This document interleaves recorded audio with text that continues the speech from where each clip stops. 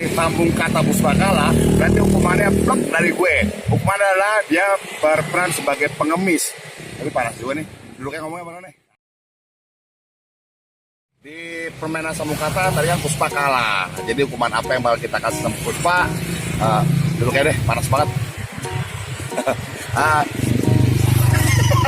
Jadi hukumannya Puspa harus berperan sebagai pengemis.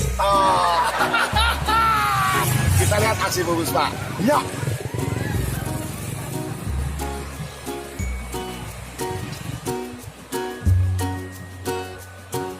Tahan.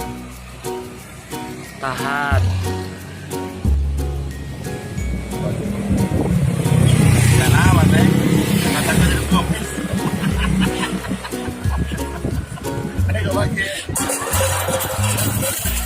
Bisa ke orang semua. Rakus amat sih. Tutup. Kembalian belum.